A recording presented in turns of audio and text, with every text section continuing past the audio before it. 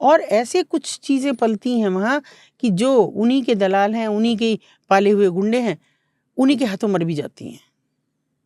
पिछले दिन एक सेक्स वर्कर को वहीं गोली मारी, कोठे पे मर गई। क्यों गोली मारी? बंगाल की थी। भगवान जाने, अपनी मन की होगी, कोई उनकी आपस की लेन देन को लेकर होगी, कुछ होगी।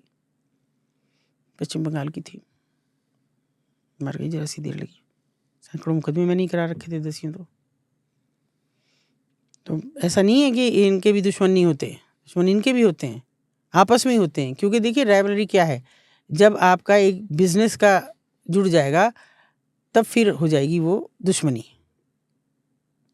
किसके कमरे पे ज़्यादा लड़कियां क्यों, इन्हें दलाल को लगाया जाएगा, ये सब फुसला के लाओ भाई, कुछ तो कम करो इसके, ये तो हमसे भी ज़्यादा आगे जा रही है। और क्या सोच के, वो तो मैं भी नहीं समझ पाई आज तक, क्या सोच के फंसाती हैं। एक लड़की जो मैं जिसे कह रही हूँ कि जब यहाँ बंद हो गया बाजार, उसके बाद एक लड़की हमने निकाली, वो कैसे कि 14-15 साल की लड़की थी वो, और 17 दिन हो गए थे और पूरा बवाल शहर में मचा हुआ था। दूर दराज तक की बिरादरी इकट्ठा हो गए और आ रही थी एसएसपी के यहाँ धरना प्रदर्शन दे। किसी ने उसका एक मामा पत्रकार था, एक दिन वो आया और कहने लगा दीदी मुझे तो कुछ काम है। मैंने कहा मुझे पता है तुझे क्या काम है। क्यों, तुम्हें कैसे पता? मैंने कहा अब तो तू सोच के आया, जब सब जगह से हार गया तो मैं दीदी के पास चला जाऊँ, बता। मैंने कहा आप बता, मेरी भांजी है वो सगी। अच्छा, मैंने कहा ये तो नहीं पता मुझे। हाँ, मैं कहा बैठ, मैंने बिठाया उसे। मैंने की सीओ को बात कर और पूछ उससे कि सीसीटीवी कैमरा देखे।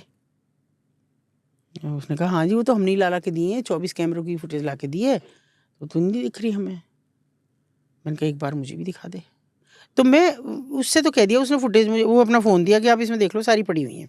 मैंने, मेरी एक कलीग है उसको दे दिया। मैंने कहा तू देख संजोग थोड़ी देर, मैं किसी और से बात कर रही थी। उसने 2 देखती कहा कि मैडम 1 मिनट देखो ज़रा।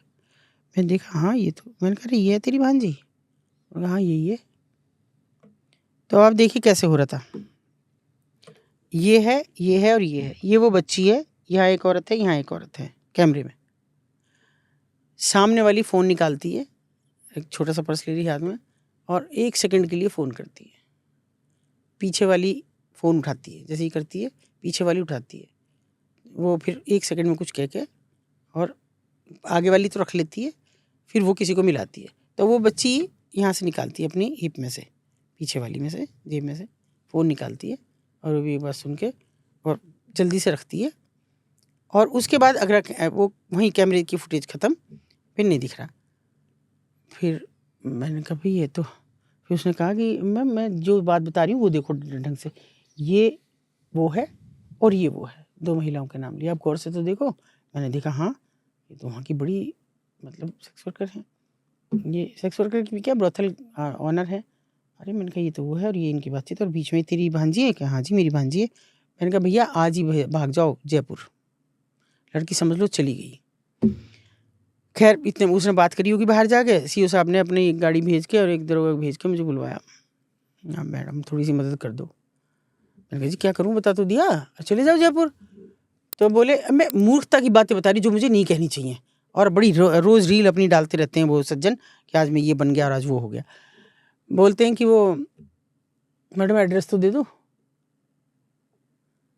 मैंने कहा सुनो 1 मिनट, मैं उनसे पहले उनके सामने बात कर चुकी थी फ़ोन पे।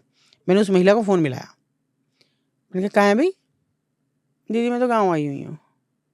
और मैंने कहा मैं तो सोच रही थी कि तू आई हुई हो, मैंने तुझे देखा था आजकल यहीं। नहीं दीदी मुझे तो 15 दिन हो गए। अब पक्का हो गया कि भाई वो झूठ बोल रही है। मैंने कहा मैं तो कह रही थी तेरी गवाही करा दूंगी मैं, उसमें छूट जाएगा तेरा केस, निपटा देती। पर दीदी अब 8 तारीख है, अगले महीने की बोली 8 तारीख है, और तब दे देना ज़रूर गवाही। मैंने कहा हाँ दे दूँगी, चल गाँव में ही है? बोली हाँ गाँव में। मेरे से बोले कि मैडम एड्रेस तो मांग लेती हैं, आपने तो ऐसे ही रख दिया फ़ोन। अजीब आदमी है। मैं कह रही हूँ तेरे मामले में गवाही दे दूंगी, तो आपको नहीं पता कि मुकदमा होगा इसका, तभी तो गवाही दूंगी। ब्रह्मपुरी थाने से निकलवा लो एड्रेस इसका, हालांकि मेरे पास था, मैं एड्रेस निकलवा लो। और उन्होंने फ़ौरन मेरे बैठे बैठे वहाँ से एड्रेस निकलवाने को, मैडम अब क्या करें, एड्रेस तो है और ये आपका ही है बनाम ये। तो मैंने कि मेरा है ना, तो आप ऐसा करो जयपुर निकलो अभी के अभी, टीम बनाओ और अभी निकल जाओ। मेरे से एक गलती होगी।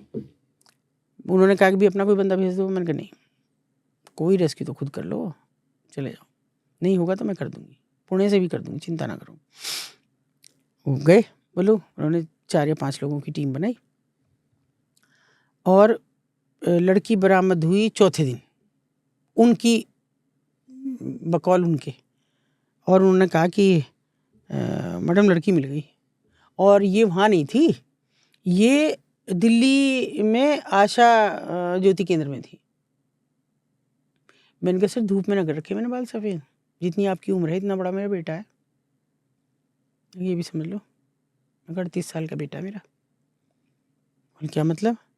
मैंने कहा पहले दिन फ़ोन कर दिया था उसने मुझे कि दीदी जब फ़ोन कर रही थी जब ही बता देती कि ये आपकी परिचित लड़की है, मैं तो भेज देती वापस।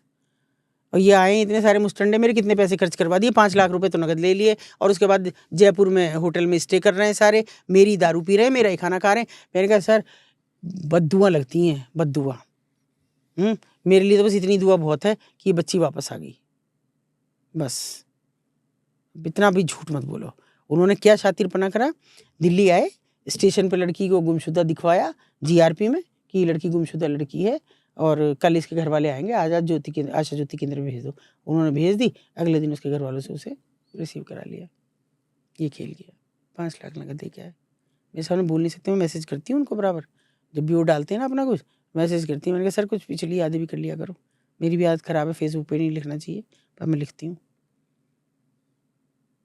तो ये कैसे आप उम्मीद किससे करें वो उम्मीद जो भागने की भी कर रहे हैं, अगर वहाँ करती किससे करती, पुलिस पे जाती भाग के, वो पुलिस, मुझे कोई भरोसा नहीं पुलिस का, कतई मुझे कोई भरोसा नहीं है। मैं मीडिया के बिना मैंने कभी नहीं किया, और टचवुड मीडिया ने मेरा इतना साथ दिया कि मैं थैंकफुल हूँ, हमेशा बहुत साथ दिया मेरा।